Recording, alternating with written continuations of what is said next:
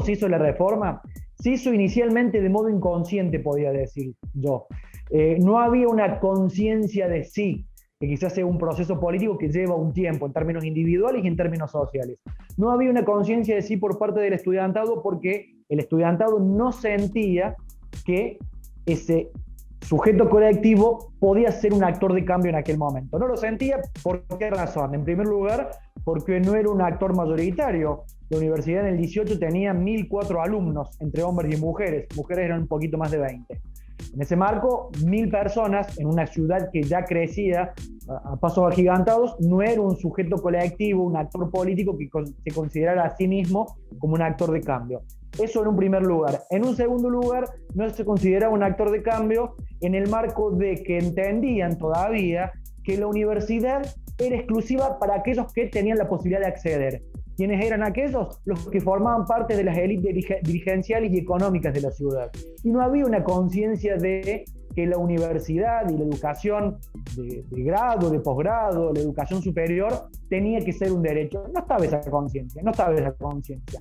La reforma explota cuando a esos 1.004 estudiantes que se distribuían en 3 facultades, tan solo 3 universidades, le empiezan a recortar algunos derechos adquiridos. A los del clínicas no es correcto esto que se dice, le cerraron el internado. No, la primera medida que toma Pedro Bella, que era el director del clínica, un viejo médico santiagueño, cirujano, la primera medida que toma es no dejarlo salir de noche. Les cambia el reglamento y el reglamento era a la noche no se puede salir, porque Pedro Bella empezaba a ver que estos pibes de 18, 19 años, 20 años, 21 años, claro, vivían en Córdoba, la segunda ciudad del país, que les ofrecía algo más que el estudio superior, les ofrecía la noche, les ofrecía la posibilidad de encontrarse con sus pares, y Pedro Bella les cierra el internado. Y ahí es cuando se ponen duros. Y el otro punto que es importante también, y que nos permite ver un poquito más allá de esto, es lo que sucede en ingeniería cuando el decano de ingeniería toma la decisión de darle mayor carga horaria a los estudios y a los trabajos prácticos. Y hay una resolución del centro de estudiantes que dice, no podemos hacernos cargo de más carga horaria porque buena parte de los que estudiamos acá tenemos que trabajar. Y eso me parece que da un puntapié, nos permite pensar la universidad de otro modo, porque exclusivamente le pensamos hasta ese entonces, o hasta 100 años después, como este lugar de reproducción de las clases dirigenciales, de la élite dirigencial, lo cual es cierto, pero ya a comienzos del siglo XX y en el marco de las corrientes migratorias que comenzaban a tener un tímido ascenso social y una tímida posibilidad de acceder a, en este caso puntual, estudios superiores y también mejores condiciones laborales, podemos ver que en la universidad también estaba esa posibilidad. Eso genera que, por un lado, los estudiantes de Derecho coartados en su libertad de expresión nocturna, si se quiere. Por otro lado, los estudiantes de Ingeniería, a quienes les cargan más responsabilidades académicas y eso les impide seguir estudiando. Bueno, eso empieza a generar este colectivo que en principio tiene reclamos exclusivamente sectoriales. En ningún momento, al principio, no digo en ningún momento, eso va a ser posterior. Al principio los reclamos son exclusivamente sectoriales. Es, no nos den más carga horaria porque tenemos que trabajar, no nos impidan salir de noche. Esto que comienza a ser un reclamo sectorial también está acompañado por la idea de nosotros no hacemos política.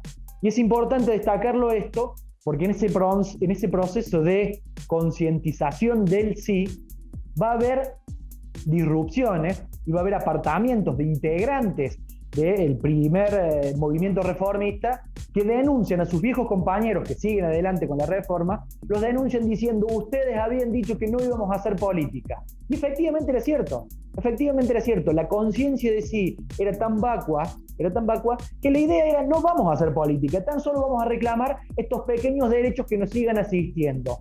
Muy lejos estaba todavía, aunque en términos temporales fue muy corto, fueron 10 meses, la posibilidad de pensar la universidad como un espacio de acceso a los sectores populares, la universidad no arancelada y fundamentalmente la frase de Deodoro de que realmente será una universidad del pueblo cuando todo el pueblo tenga acceso a ella. Pero inicialmente son estos reclamos y que van tomando mayor envergadura a medida que pasa el tiempo y que empiezan los reformistas a tomar, a partir de estos reclamos, nuevos modos de acción y de protesta en donde se destaca siempre y esto yo entiendo que no le guste a muchos que reivindican la reforma, pero que son muy poco reformistas en el sentido de lo que era la reforma, pero se destaca el nivel de violencia utilizado por los jóvenes del 18.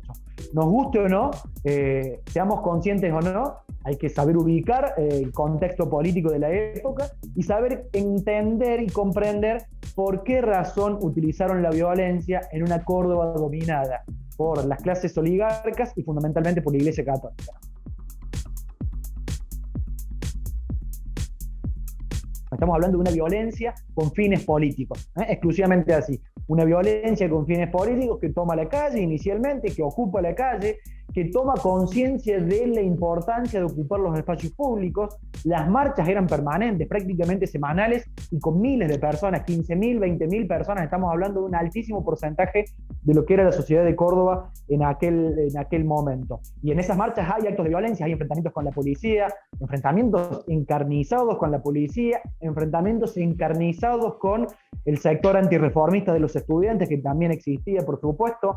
Era muy común en aquella época que se hicieran bromas con el trabajo que tenían los vidrieros, porque los reformistas salían a marchar por la zona céntrica de la ciudad de Córdoba, donde vivían los sectores de la oligarquía cordobesa, los sectores patricios que dominaban la universidad, la iglesia y el poder ejecutivo, y reventaban todos los vidrios. Entonces había cada semana cada vez más trabajo para los vidrieros.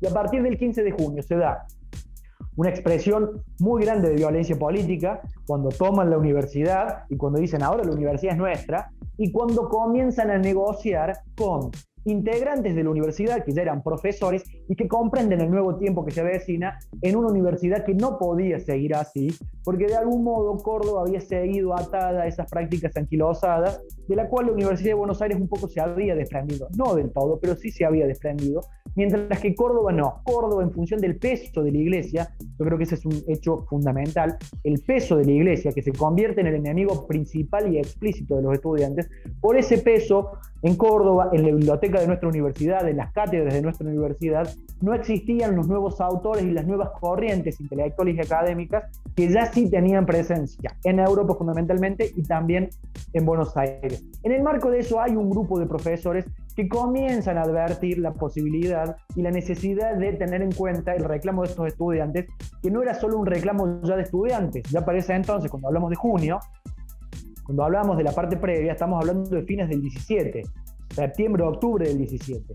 Cuando hablamos del 15 de junio, ya hay plena noción, conciencia política de los estudiantes, de las estudiantes y de los sectores que acompañan. Por un lado, el sector intelectual, que ya ha egresado de la universidad, que ya es profesional y que advierte que ahí está el germen de lo que ellos llamaban la Córdoba Libre, que era una asociación creada en Córdoba hacía 4 o 5 años antes, en donde estaban Arturo Capdevila, Saúl Taborda, Arturo Orgaz y Deodoro Roca, que entienden y dicen, bueno, por fin acá están los estudiantes y las estudiantes que nosotros necesitamos para este germen de violencia política para que Córdoba explote. Entonces tenían una pata intelectual académica con estos hombres que te mencionaba y se les suma, y es una pata que siempre se olvida, se les suma la pata obrera a los estudiantes. Fundamentalmente en la figura de Miguelito Contreras, que va a ser un integrante del Partido Socialista en aquel momento, un trabajador, que es el fundador del Partido Comunista aquí en Córdoba y uno de los fundadores a nivel nacional.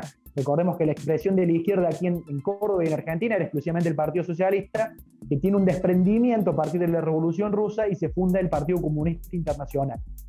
Ese Partido Comunista que se funda en enero del 18, si mal no me acuerdo, aquí en Córdoba, con Miguelito Contreras. Miguelito, pese a que no es estudiante universitario, pese a que no tuvo la posibilidad de ir a la universidad, forma parte, junto a muchos otros compañeros, de aquellas movilizaciones y de la toma propia de la universidad como parte del sector obrero. Ese es otro mito, ¿no?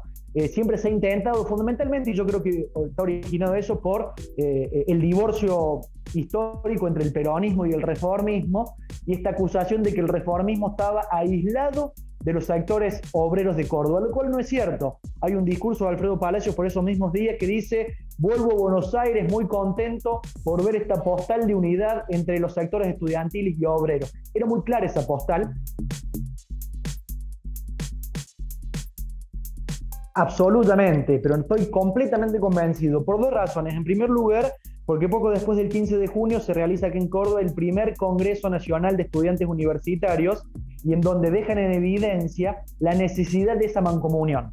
Yo insisto con esto porque a partir de la publicación del libro estuve invitado a varias charlas y había muchos que con cierta ceguera ideológica, política, intelectual, insistían con esto, sí, muy bien con los reformistas, pero cero vinculación con los obreros, lo cual no es cierto. Había una mancomunión expresa por parte de los reformistas, dicha, entre otros lugares, otros aspectos, otros discursos, en este primer Congreso Internacional, en donde se dice abiertamente que el trabajo es conjunto y es mancomunado. Y en segundo lugar, porque se evidencia en la metodología, en todos los enfrentamientos que tiene la policía con los reformistas, las crónicas, tanto de la Voz del Interior, que aprueba y apoya la reforma, como las crónicas de los principios, dejan en evidencia la presencia, pero permanente, no una vez, dos veces, cada tanto, permanente la presencia, así le dicen, del elemento obrero. Incluso el diario Los Principios se plantea, ¿y qué hacen los obreros y las obreras? Y hay mujeres también trabajadoras, ¿qué hacen los obreros y las obreras en las marchas de los estudiantes si no tienen nada que ver? Se lo pregunta el diario Los Principios, que es el diario de la Iglesia Católica, como diciendo, si ustedes, muchachos y muchachas, los trabajadores, no van a ingresar nunca a la universidad, ¿qué carajo se van a quejar ustedes a las calles? Eso deja en evidencia que el trabajo fue conjunto y que la metodología de lucha de los estudiantes es tomada no de otros sectores estudiantiles, que no existía, es tomada de los trabajadores de Córdoba, que ya en aquel momento tenían referencias sindicales y obreras que les permitían tomar como ejemplo, como espejo estas prácticas. Incluso durante la reforma, a partir de reclamos salariales que hay en aquel momento, hay un gran paro que paraliza la ciudad y la provincia de Córdoba, y los estudiantes se pliegan a ese paro. En pleno conflicto por la reforma universitaria, cuando la universidad está intervenida, cuando no hay clases, los trabajadores, por otra razón, convocan esta huelga, que tiene una convocatoria absoluta, y los estudiantes se pliegan abiertamente, participan juntos de las marchas, son detenidos juntos. Nunca nadie les había tenido en cuenta a ellas, y estaban ahí, estaban esperando ser exhumadas. Yo, la verdad, me sorprendí muchísimo cuando estaba en la hemeroteca, que me pasaba tardes y tardes, no podía comprender cómo era posible que esas mujeres no hubieran sido recuperadas para la historia de Córdoba. Y puntualmente, siempre las menciono, me he olvidado de algunos nombres, pero están Prosperina Paraván, una de ellas que, por ejemplo, era estudiante de odontología, y Prosperina integraba el Centro de Estudiantes de Odontología. Odontología formaba parte de la carrera de Medicina, una carrera aparte, formaba parte de la Facultad de Medicina.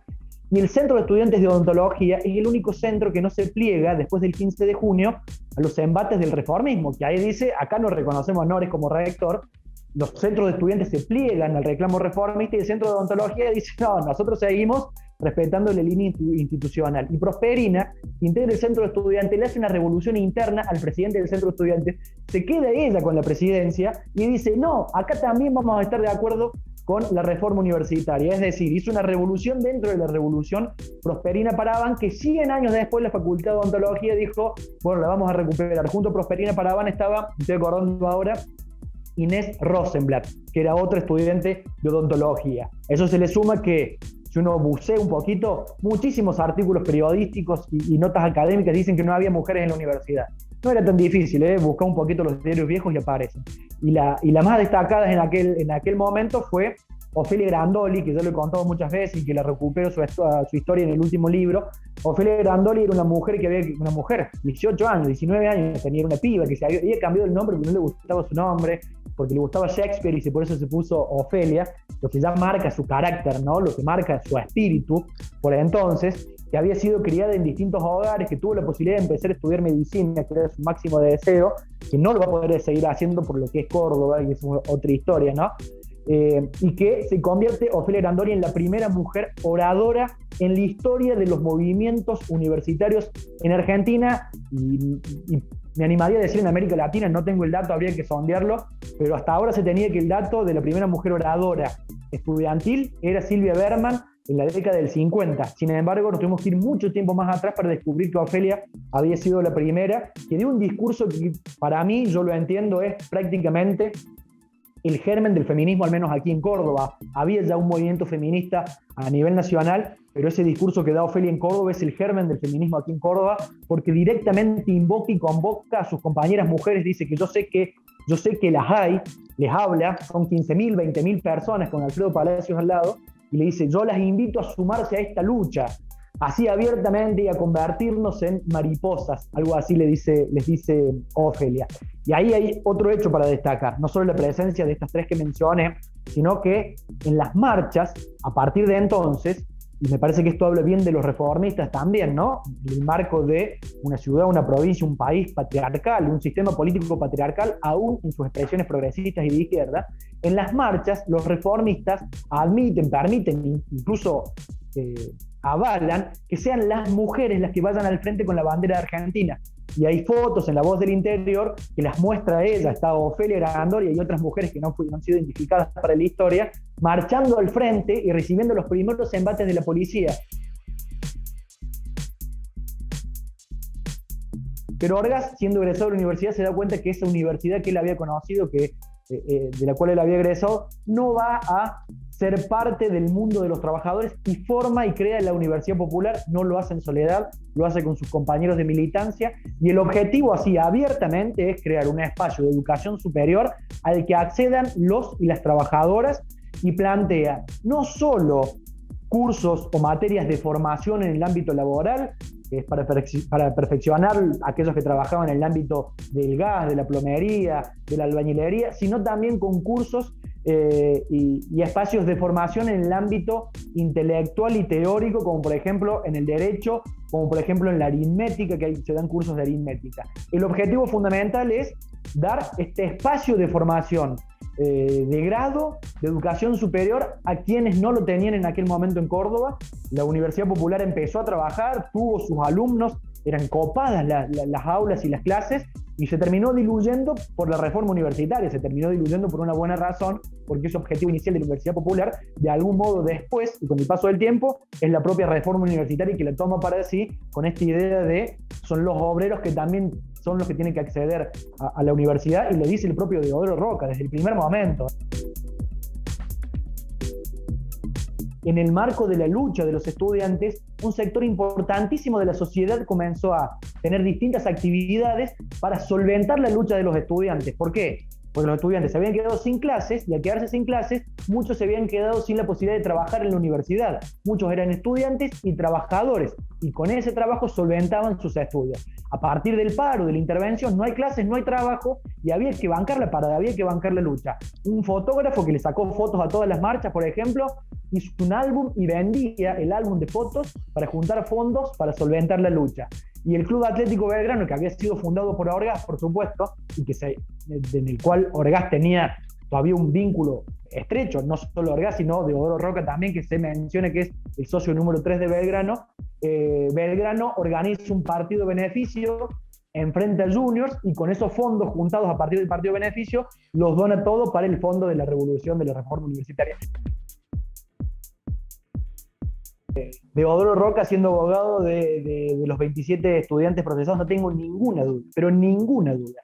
Me parece que los 27 estudiantes procesados son víctimas no solo de la demonización que se hace de la protesta social en este país, fundamentalmente por algunos medios concentrados y por ciertos sectores sociales, son víctimas de esa demonización, y son víctimas también de la apolitización de la reforma universitaria, de esta lectura de la reforma universitaria ajena a cualquier tipo de confrontación y disputa política. Cuando la reforma universitaria se institucionalizó y se convirtió en un hecho apolítico y tan solo restringido al ámbito administrativo, al quitársele esa potencia, fuimos incapaces desde la universidad y por fuera de la universidad de comprender que las luchas políticas también se hacen a una contra de prácticas institucionalizadas que van en desmedro de la democratización de la educación. En ese sentido, insisto con esto, los estudiantes están siendo víctimas de eso, por un lado de la criminalización de la protesta social, y por otro lado del propio peso que sufre la reforma universitaria al haber sido apolitizada. Por esa razón entiendo que evidentemente los reformistas de aquel entonces, que se llevaron puesta la universidad, que la dieron vuelta, que la tomaron, que echaron al portero, lo dejaron en la calle, que hicieron que blandear sus propias banderas, que se nombraron a sí mismos autoridades. Eso es algo que nos olvidamos porque pasó en septiembre, no en junio, y nos olvidamos que ellos dijeron, no, ahora el rector, los decanos, los profesores somos nosotros. Bueno, justamente el olvido de todo eso permite que hoy las figuras institucionalizadas quieran de algún modo divorciar aquella lucha de esta. Siempre la defensa de la educación pública va a estar hermanada con las luchas de hoy, con las luchas del ayer, y no hay ninguna duda, más allá de todas las derivas que tuvieron individualmente los líderes de la reforma y la propia reforma, que en algún punto se volvió antipopular, mucho más adelante, más allá de esas derivas, el espíritu, el germen de la reforma del 18 está claramente vinculado a la defensa de la educación pública 100 años después.